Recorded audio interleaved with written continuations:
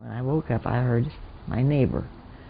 We never locked our doors in Farmington, and she was saying, "Jenny, Jenny, Jenny," and I thought she was coming to see how we had redone our upstairs. And I said, "Oh, I'm coming, Patty, I'm coming." I didn't smell coffee, and I smelled coffee every morning because John would put it on. And I smelled, and I thought, John's not home. And I said, "Patty," and she just took her shoulders and just took them up against her shoulders like that. She says, "Jenny," she said, "something's happened in the mines." About 5:30 a.m. on Wednesday, November 20th, 1968, a massive explosion ripped through Consolidation Coal Company's No. 9 mine underneath Farmington and Mannington in West Virginia. 21 miners working in other parts of the mine made it to the surface, but 78 remained trapped inside. Uncle John, we heard that Uncle John had come out for supplies. And I'll never forget Mom telling me she was hoping that maybe Uncle John had not gone back because the bucket would not, he just missed it maybe. Everybody was hoping. When we heard, I said, "How bad is it?" And Mom said, "We don't know. It's been pretty bad." And I'll never forget, I was in Morgantown, and for some reason I wanted to fly and see what was going on. So we got in my little plane, and I got an instructor. And I remember flying over Llewellyn Portal, and just the absolute unbelievable decimation that I saw. Smoke was bellowing out of the shaft, and I knew it was really bad.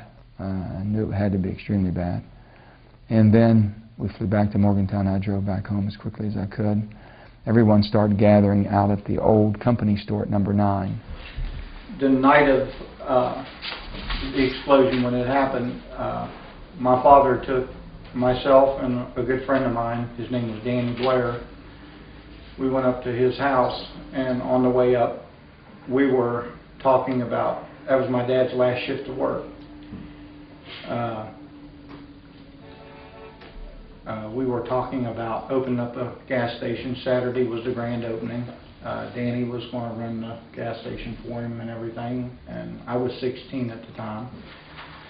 So when we got up to Danny's house, we were laughing, and I told Dad, I said, "Why don't you just take the shift off? That's your last shift.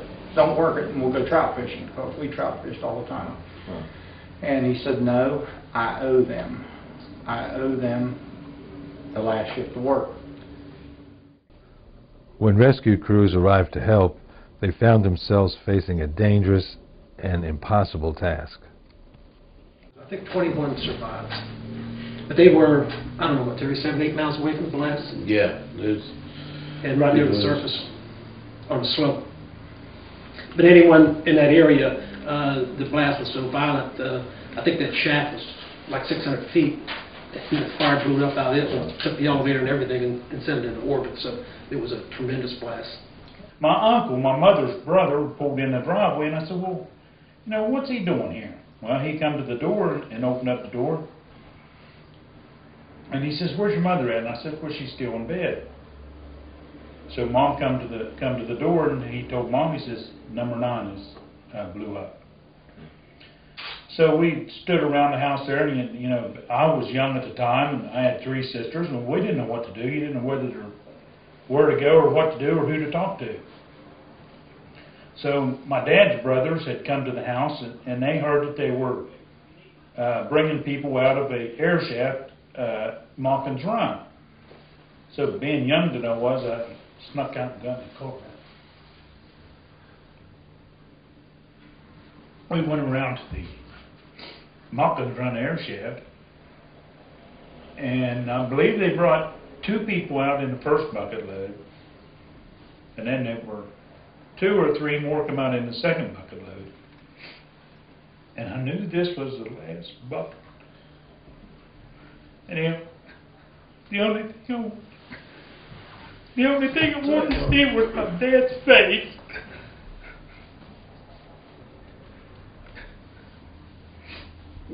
You get to talking about this, it brings you back to the very same day.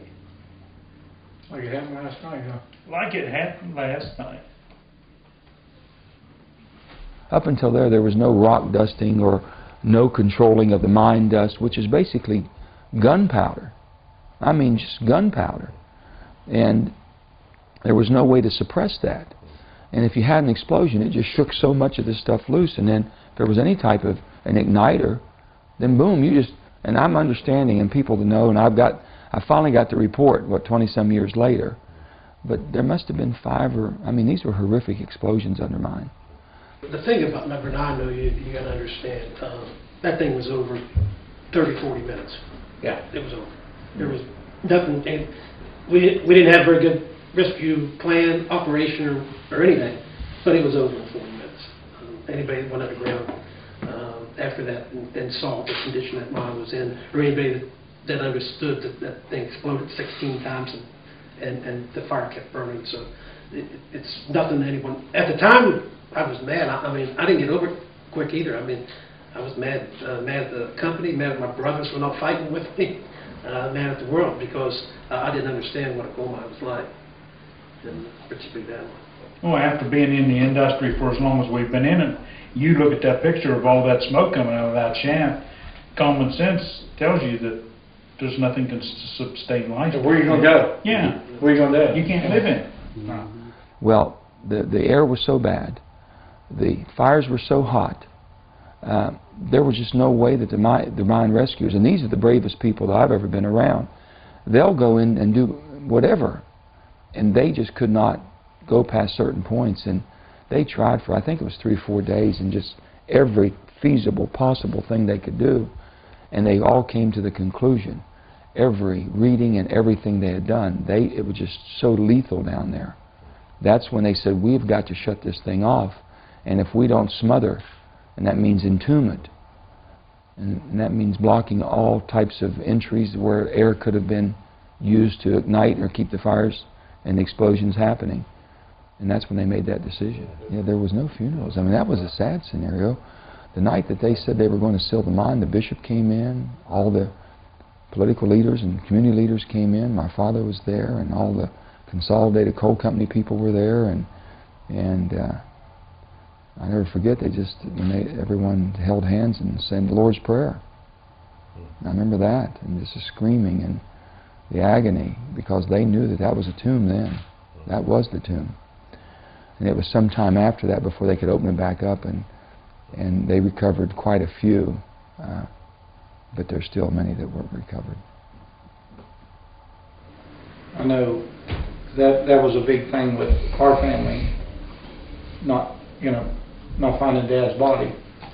And you still go there, and I mean, that is my father's gravesite. And I actually, D'Amico's funeral home got me a plaque where he was in the Navy, and it's, as you go up the walk, it's on the right-hand side, and Consol did set it for me. I mean, they put it in the ground for me and everything. But that is my dad's grave as far as I'm concerned.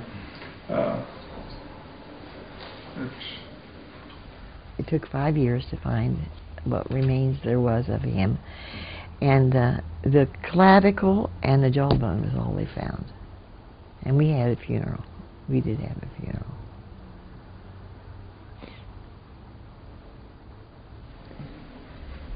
People don't realize how hard it is to really, I mean, it's 40 years ago, guys, but our 40 years stopped. It stopped. 3 months later, the miners' black lung strike prompted state legislators to pass a law awarding benefits to black lung victims for the first time in state history. That law also strengthened mine safety standards. Then in December, the United States Congress passed stronger federal legislation to protect miners. They did make swift changes in the federal government and federal mine laws and all the new safety procedures. The rock dusting, which would have prevented it, might have been able to go in quicker because you didn't have these recurring, because it did keep the lethal coal dust down, but a lot of things were changed. Obviously, you can look at the number of deaths and injuries, but one thing that's really telling, every year you'd have at least one major disaster, and that generally includes an accident that killed 10 or more. And you just go write it on the wall somewhere was what happened. And those are such a rarity anymore. I think the changes were, of course, were much needed, And unless there's a human tragedy or such as these, you know, why is human nature wait until we have such a catastrophic tragedy? That's just human nature. It seems to be.